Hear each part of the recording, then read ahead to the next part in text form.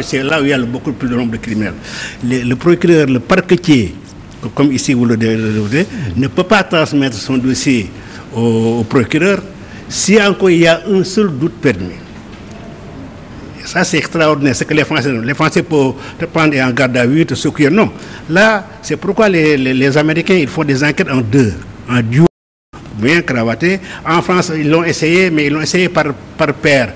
Quelqu'un et son suivant, qui est souvent rabrouillé. Mais là-bas, on dirait qu'il n'y a pas de doute possible. C'est pourquoi aux États-Unis actuellement, les Français viennent de dire, là je pourrais vous poser une question peut-être que dans le corps du texte, il n'y a pas actuellement ce qu'on appelle la police scientifique a beaucoup plus d'intérêt que l'enquête traditionnelle. C'est en fait la police scientifique qui fait maintenant qui fait renaître un cadavre, qui fait remettre des crimes en place. C'est les indices qui sont se passent. Maintenant, prenons l'ADN. Là, je vais vous poser une question. Pour l'ADN qui est maintenant la preuve centrale de toute enquête policière. La recherche des indices, on cherche l'ADN systématiquement. L'ADN, ça se trouve, c'est un marqueur génétique qui se trouve dans le corps humain. Et tout corps humain a son marqueur nucléaire possible. Bon, on dit qu'il faut un noyau. Bon, le sang est un noyau, le sperme, les glandes salivales. Mais maintenant, on s'est rendu compte que le cheveu apparaît après de plus en plus sur les scènes de crime. Soit parce que quand il y a lutte avec le meurtrier, il arrache souvent des cheveux, les cheveux tombent d'eux-mêmes, et quand il a un cadavre, bon, etc. Et souvent, l'analyse ADN a fait déjà des bons GG, et vous voulez savoir comment ça se passe au Sénégal, peut-être ici, parce que posez-lui la question. À l'époque, il y avait un seul ADN qui s'appelait l'ADN nucléaire. Maintenant, on s'est rendu compte que les Américains ont créé ce qu'on appelle la mitochondrie, l'ADN mitochondrial. C'est-à-dire que quand vous avez ramassé un bout de cheveux, s'il n'y a pas de souche, donc il n'y a pas de source, à partir de la tige, on peut remonter à la mitochondrie, c'est-à-dire qu'il y a une forme d'ADN, mais seulement cet ADN ne concerne que la mère. C'est pourquoi aux États-Unis, par exemple... Quelle est la question que vous lui posez? La question que tu veux lui poser. Au Sénégal, est-ce qu'on en est avec la police scientifique? Voilà, il va répondre. Oui, la police scientifique existe et je peux vous assurer sur ce plateau son efficacité. Mais que ce soit ou aux États-Unis, la police scientifique, le gangstérisme aura toujours une longueur d'avance sur elle. Et l'histoire des police scientifique, c'est l'histoire des rectifications qui ont été répétitives à chaque fois qu'on a vu que le gangstérisme a atteint un cran supérieur de dangerosité et d'ingéniosité. Mais il est évident que le travail d'enquête, que ce soit à la police ou à l'institution, étant un travail essentiellement distinct, les progrès, les succès de la police scientifique ne peuvent pas être affichés comme ça, comme des trophées. Et c'est bien la raison pour laquelle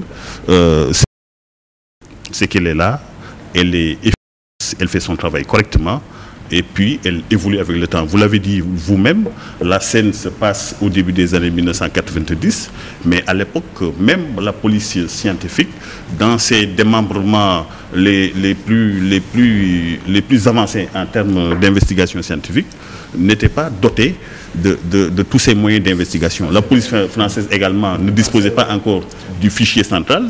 Vous savez, l'ADN, on peut très bien recevoir l'ADN, mais fichier central, et si on ne parvient pas à identifier le suspect au niveau du fichier central, ça ne fait avancer à rien. C'est la même situation pour le Sénégal également. Alors, là, je peux avancer un peu là, parce que là, c'est un peu assez... Parce que là, je suis un peu devant le spécialiste. J'ai voulu vous dire que peut-être que s'il n'y a pas un fichier central, parce qu'en France, ils viennent un peu de s'attraper. C'est-à-dire qu'on peut trouver l'ADN et ne pas savoir à qui ça appartient. Mais nous avons vu que dans les techniques maintenant d'enquête, et là, le rôle de l'enquêteur revient.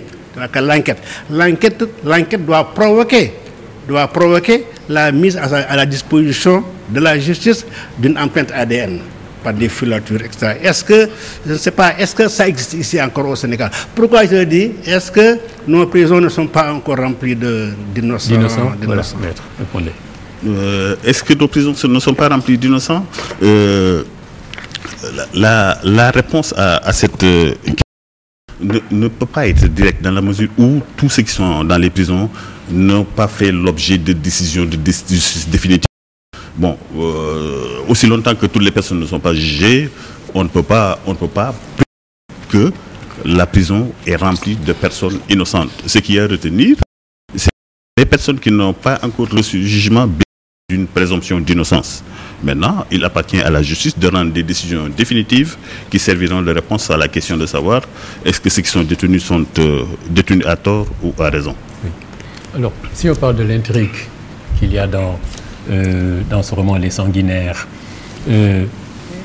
c'est une intrigue. Est-ce que cette intrigue comment cette intrigue a été ficelée?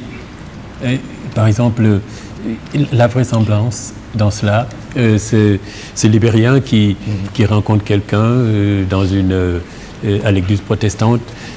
Finalement, il se retrouve avec ce Sénégalais à constituer une bande. Alors, cette intrigue, pour vous, est-ce que cette intrigue est un bon élément constitutif d'un roman policier? Bon, je dirais, je vais répondre de manière nuancée. Parce qu'en fait, là, l'intrigue, si on l'analyse bien, on se rend compte, effectivement, si on s'en réfère aussi au roman policier classique, donc, que l'intrigue est bâtie sur une fiction et une réalité. Alors qu'en général, dans les romans, dans les polars, donc l'intrigue n'est pas nécessaire. Il n'y a pas de réalité dans cette intrigue. Donc c'est seulement une, comment on dit, je dirais, ce n'est pas de la réalité, c'est une fiction. Donc, parlant de fiction et d'intrigue, nous voyons comment le mettre à la, n'est-ce pas, utilise cette intrigue-là pour attirer l'auteur, non, pour attirer son lecteur, oui. Et laisser son attention. Oui. Donc, pour essayer de lui faire comprendre le message qu'il voudrait que le lecteur comprenne. Donc, c'est en cela que l'intrigue est intéressante, parce qu'il nous a permis, en fait, elle nous a permis, en fait, de comprendre que l'auteur en a profité pour nous glisser des notions juridiques. Donc, ensuite, nous pouvons dire qu'en fait, l'intrigue sort de la réalité et vient, n'est-ce pas, non, sort de la fiction et vient vers la réalité. Oui. Alors, Maître Alassane Cissé, oui, c'est vrai, vous l'avez tout à l'heure, vous avez voulu être pédagogique, expliquer le langage et le fonctionnement du tribunal. Mais en même temps, pour vous, là je m'adresse à l'écrivain, l'auteur de romans policiers, quand vous écrivez, est-ce que la fiction et la réalité, alors est-ce qu'il y a un dosage qu'il faut faire? Justement. Parce que justement, on voit, dès qu'on ouvre de la première page, il cite des personnes qui sont là. Grave, le juge Henri Grégoire Diop est connu pour être un adepte de la ponctualité. Il n'est pas ce qu'il est maintenant à la CREI. En ce moment, ça remonte à ces années-là.